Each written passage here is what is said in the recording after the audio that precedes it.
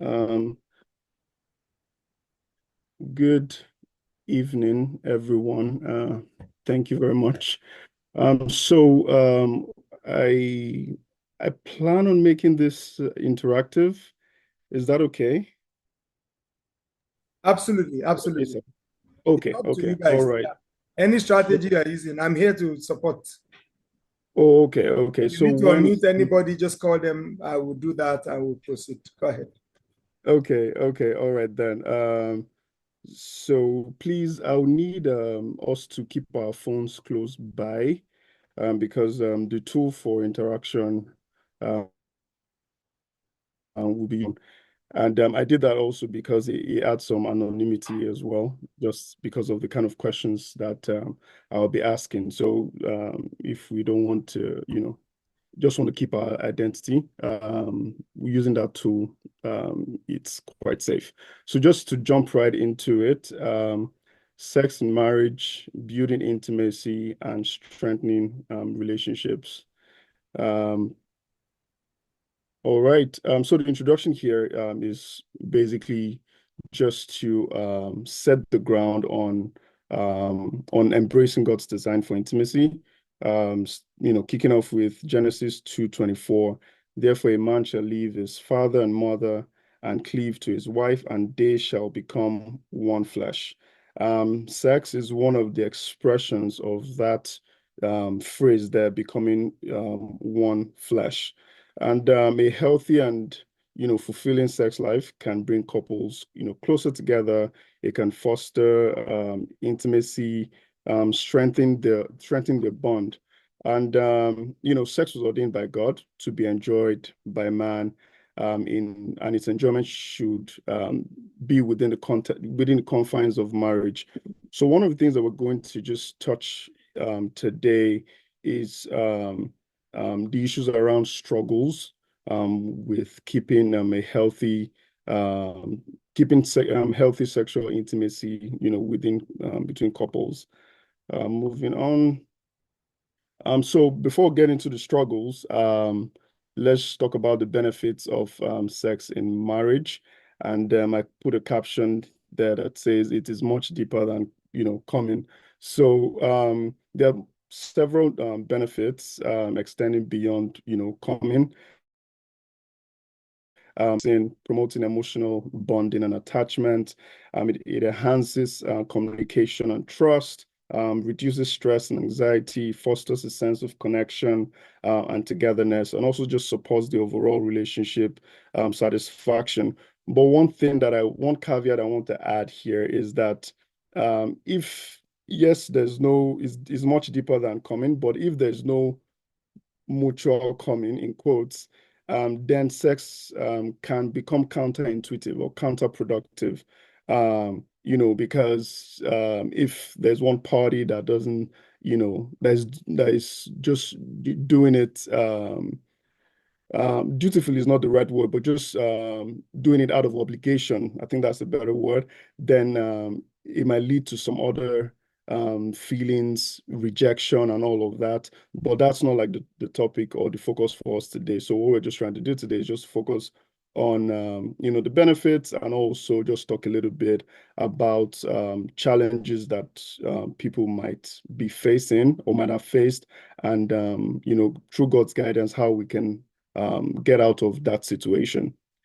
So to the interaction time, please with your device, please, you can either scan the QR code or you can go to slido.com and use the code 2473558 to join. And please just drop in the chats if you're already in, please. Hopefully we'll see the benefit of this tool.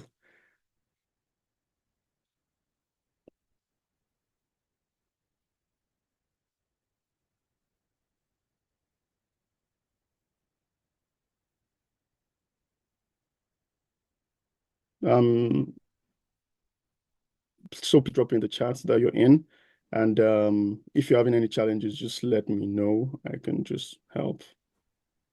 But we want to move fast, so let's see if we can get in within the next 1 to 2 minutes. Okay, so I'm on Slido. Okay. There are no active polls at the moment.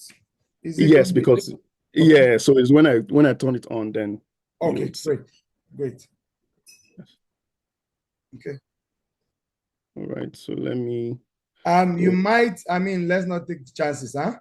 Some people may not, some people may not be used to scanning QR code. Okay. Yeah, so that's why yeah, put this option of using just going directly. Okay. Okay. So for those that are in, I think we can just start so that we can see um the people that are active. Um so can you see this question now on your phone? Okay, okay. All right, then. So great. So please let's join in. So the first question here is how many of us here have experienced challenges in the other room, according to our previous president? So we are 18 on this call. So minus myself, that's 17. So I'm hoping for at least 15 responses, We are please. 20 now. So Oh, we are 20. hopefully Okay, at so least I'm 20 hoping response. for at least 18.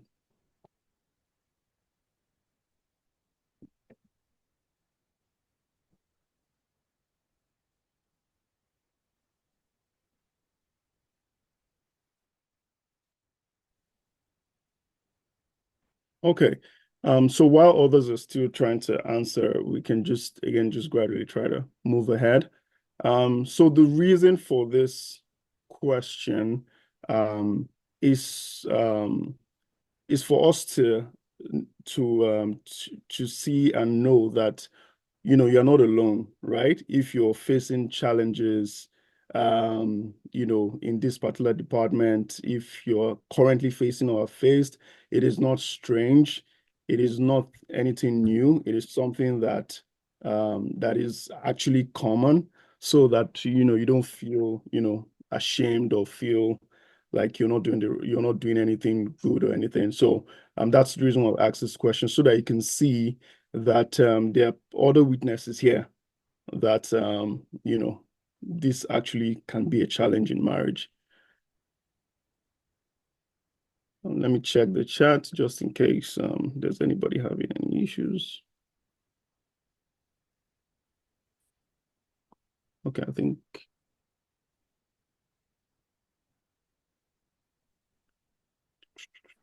hmm, we're just 13. Anybody?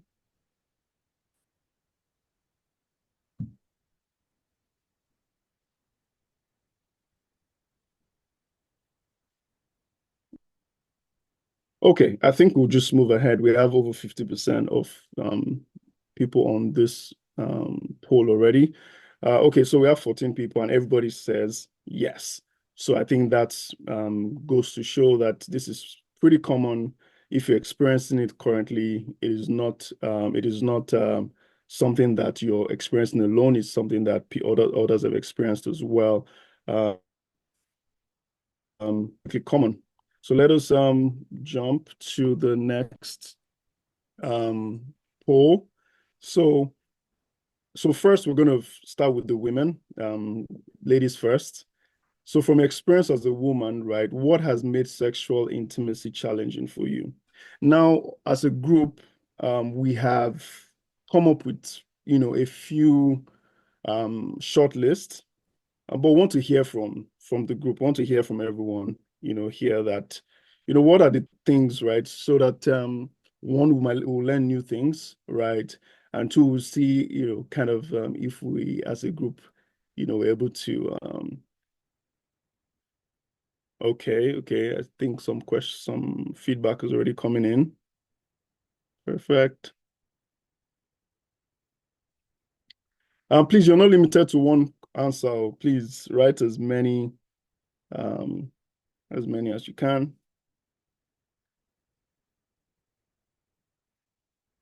And also, just to emphasize, this is for women only, please. Women only, please.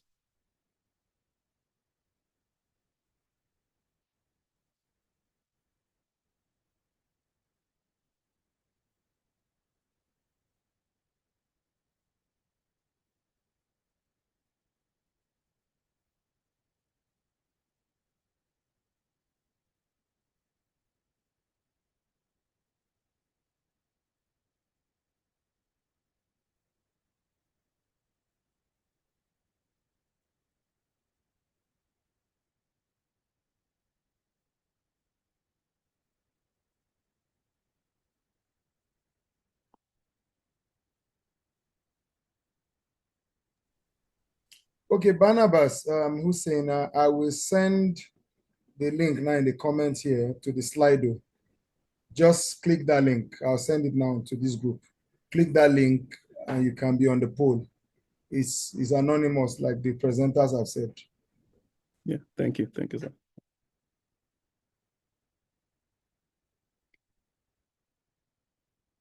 All right. So we have 7 responders. I'm not sure if we have just 7 women on the call, but I think that's a good population size there. So from what we have here, lack of respect, low libido of my husband at the early years, not being knowledgeable enough to provide satisfaction. Sex often seems to be the focus rather than intimacy. Children, time, lack of communication, stress, pain, body image, communication, just a busy schedule. And everything that's been written here, can be, we can bucket them into, things around emotional issues, things around physical issue, um, and also things around social issues, right? I'm seeing children here, busy schedule, maybe with work, business. So there, it goes to show that, there are different things that affect sexual intimacy in marriage, and a lot of them, as you can see here, are not even close to the actual sex in itself. So that goes to show that this conversation is heavily nuanced, not something that we can, fully expound on, but God will help us as we move ahead. So the final poll is for the men. So I will switch to that poll now. So from your experience as a man, and this is for men only, please, what has made sexual intimacy challenging for you?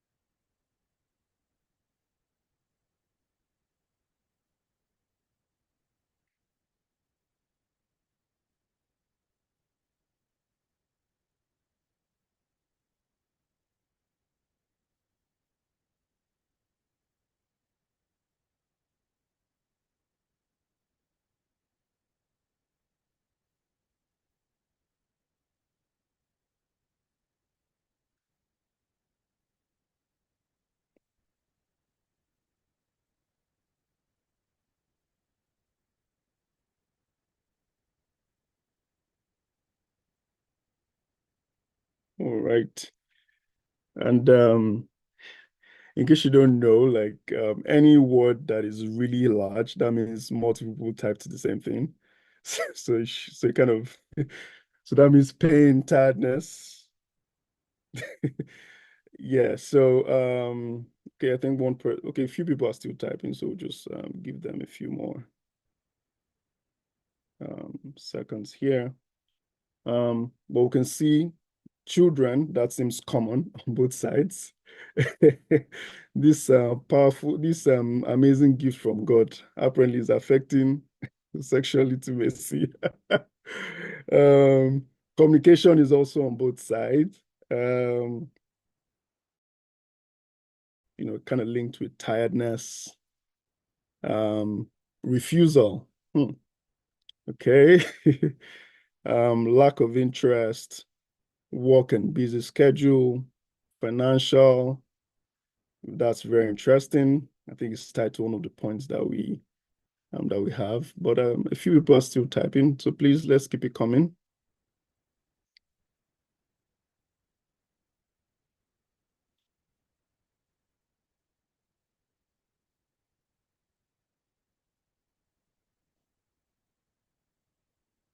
Okay. I see virgin. I think yeah, I think there's a problem with the way maybe 1 or 2 people are imputing. So I can see that someone is trying to write a sentence, but I think you wrote the sentence like in multiple cells. So they are coming in separately. But I'll try to make sense of the words as they're coming in. But I see virgin, so I think I can piece what that means. Okay, I think everybody's done. 9 people interacted with this poll. I think that's a good enough sample size here.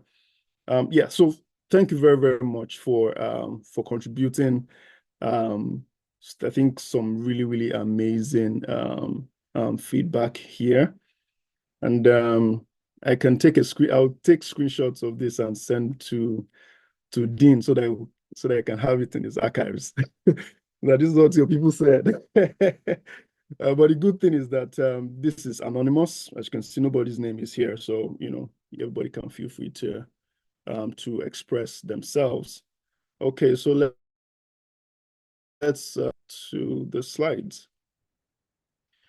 Okay, so as a group, we tried to come up with our own list, and then thankfully there was a lot of overlap between what we have here and what was shared as well. So a quick rundown is house chores without support from the husband. That's something that can cause the wife to have low libido, disagreement on a family planning method, and that can lead to just lack of trust with the partner and all of that, and that has its downstream effect.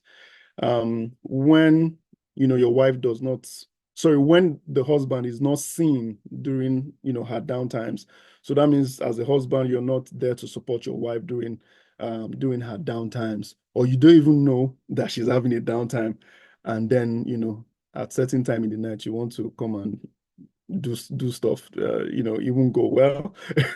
And when she's not heard during her downtimes as well. So this speaks to the fact that you just need to pay attention. And then there's also that impatience as well, where you rush into sex without adequate foreplay. When you do not give a reason, for intimacy. I think this all kind of ties back into items 3 and 4 as well, but we wanted to just call it out as a separate item on its own.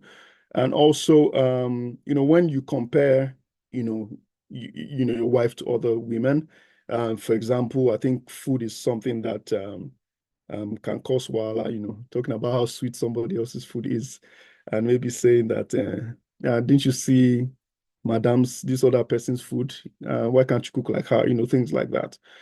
Past trauma, very, very deep level.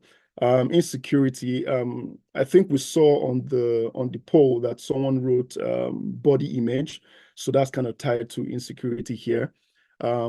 Hygiene also. Interestingly, it didn't come up in our distance, so I think that's good. Probably everybody on this group is very, very clean, but just generally, hygiene is something that has given people issues with with intimacy.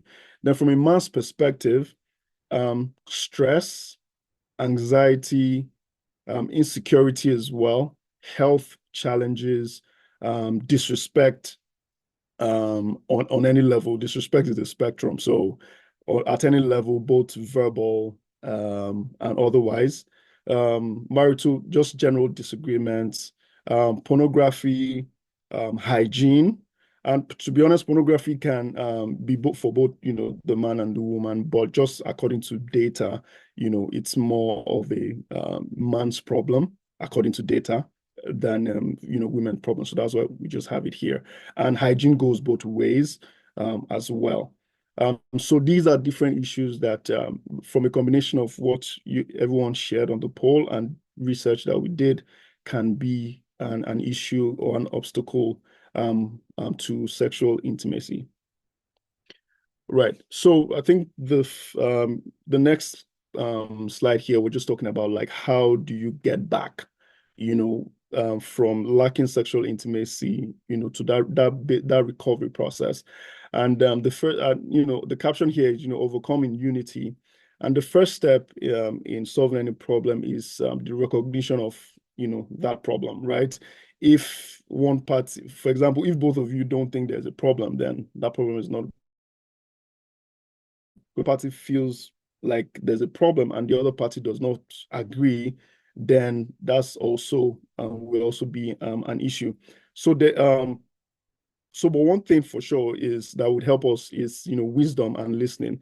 Wisdom in the sense that you need to read the room regarding what your spouse is going through, right? So, for example, if your spouse is going through maybe the closing periods of a project, right? So your spouse, he or she is stressed and all of that. I don't think that's the best time, to bring up, stuff like this. You need to read the room. You want to be very, very understanding, of whatever situation, that your spouse is going through, whether it's school, whether it's stress, whether it's extended family, whatever it is. You want to take note of that and have that understanding spirit, so that when you bring it up, there's the energy in the home is right for that kind of a conversation, and you don't feel like it doesn't seem like you're a selfish, person. And then to listen, right? Um, a spouse feeling disconnected is a valid enough reason to pay attention, regardless of whether you feel like, whether you agree or not, or whether you're feeling it, right? Just the fact that your spouse is feeling it is a valid enough reason. And I think that's a mindset that we all should imbibe. Um, so that we can work together to overcome whatever the issue is. But the bottom line here is that, without unity, you guys are not going anywhere in terms of recovering your sexual intimacy. Secondly is know your spouse. Um, you need to understand the pulse, of your spouse. You need to know when, he or she is not when they're stressed, know when they're having troubles, or when they're generally not themselves, right? There's a lot of times, and I think men here can be guilty, right, where the your wife is not feeling all the way at her best, and you just don't notice, right? Your wife can go through within a space of 1 week, go through all forms of emotions, and you did not even notice, right? Obviously, we want everybody to, to express themselves and communicate and share, but also at the same time, someone might be so weighed down emotionally that they may not be able to share at that particular point in time, and you as the spouse, you don't even notice, right? So this is something that you need to tackle. You need to know your spouse. You need to understand their pulse. You need to understand, when they are their highest highs and when they are the highest, when they are their lowest lows as well, so that you can tackle this thing and spot it, whenever it raises its ugly head. Vulnerability, and openness. So I think this covers issues around health problems, hygiene, anxiety. So let me start from anxiety. This um, goes a lot for men, right? Men, communication is not our strong suit, right? And not just communication are about emotional things, right? I think men are the masters of saying a lot without saying so much, right? So you want to be very, very vulnerable with your wife. There's pressure at work.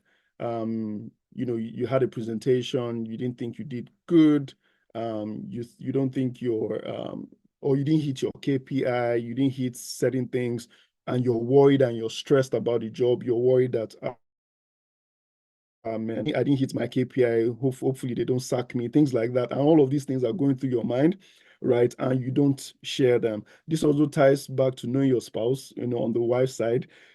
Some way, somehow, you should be able to tell when your husband is going through something like this, right? And be able to provide that and water the ground, right? Water the ground for him to be able to speak. Hygiene, vulnerability here is to have an environment where your spouse can actually bring up stuff with you. So, for example, you're having body odor or mouth odor or whatever, right? Like that environment that your husband or your wife is able to tell you and let you know that, man, okay, babe, I noticed this thing, I noticed that thing. I think we should, I think, blah, blah, stuff like that. It is very, very sensitive. And this is also where we want to pray for wisdom as well, because sometimes it's not the message itself, it's maybe the way the message is delivered, and also the environment in which the message is, delivered, right? Stuff like that. So, and also, I think the last bit here is also health problems, right?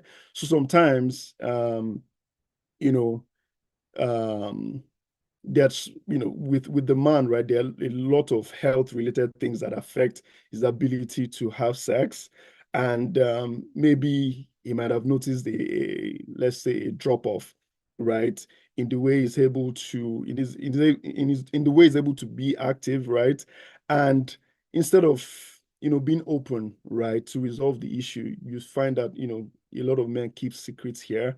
A lot of men can actually go and be trying to see a doctor or do stuff, and the wife does not even know that all of this, in the man's head is trying to resolve this issue alone and all of that stuff. So again, there has to just be that environment where there's vulnerability and there's openness, on both sides.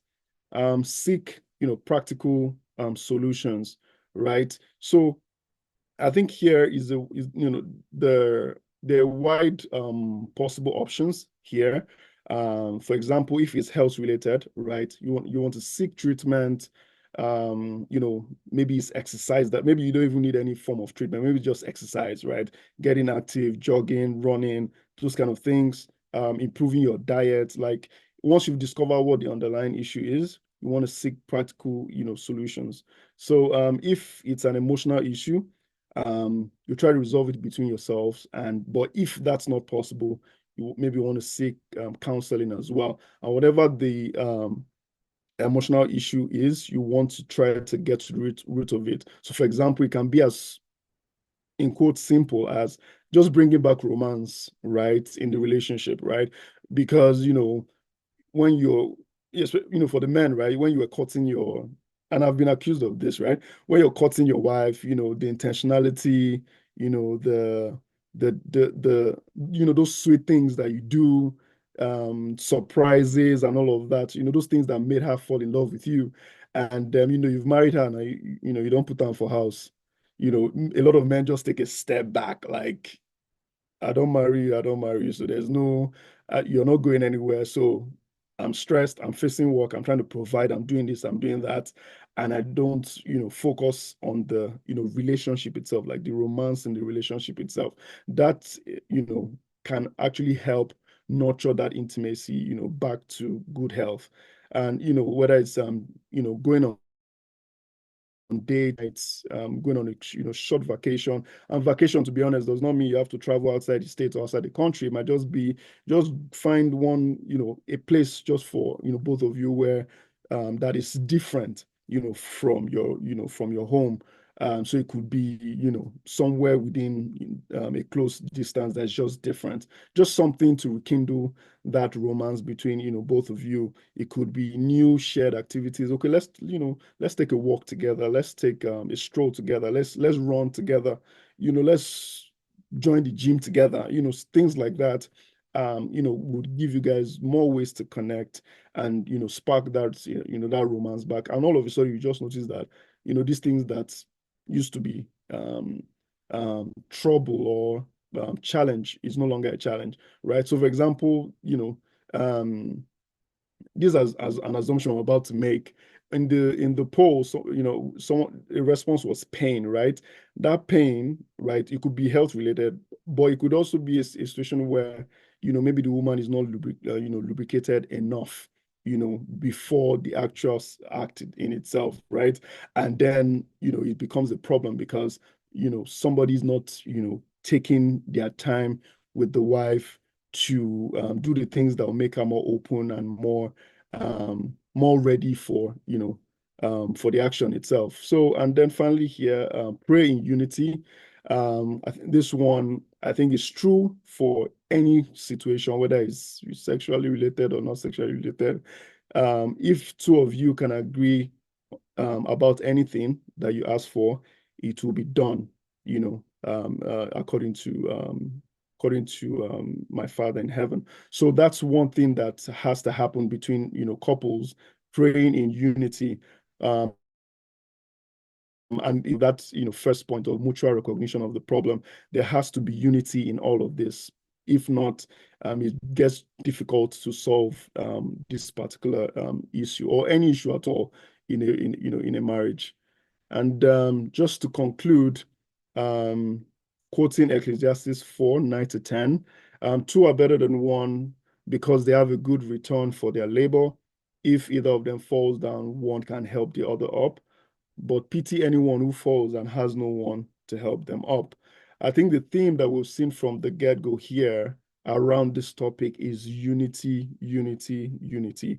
And that is the core of, all of this. If there's no unity, then you can't even start, the process of recovery. So God has designed it so that sex in marriage is essential for building intimacy, trust, and a strong relationship. And by understanding its benefits, acknowledging challenges, and nurturing intimacy, couples can create a fulfilling and satisfying sex life. Thank you. Wow. Wow. All right, very quickly. That was more time than I thought, but I am glad we did that one. So if you have a question, digital hand up quickly. If not, we move on to the next. Then we would have some comments at the end. Thank you, guys. Team A, sex number one, team number one, rather, sex in marriage. God's will and his wife, Henry and his wife were the team lead, and this is profound. Very, very profound. Thank you so much. Thank you for running us through the poll as well. That was innovative. We use Slido. We have not used Slido in that sense during a live program or something. That was so great. That was so innovative. Thank you very much. I think we'll just, any questions that come up, we'll deal with at the close. Let's have other groups present. Thank you, Henry. Thank you, Kemi. Thank you, Anna, and Godswill. Thank you so much for leading that team. Indeed, you put in the work, I can see.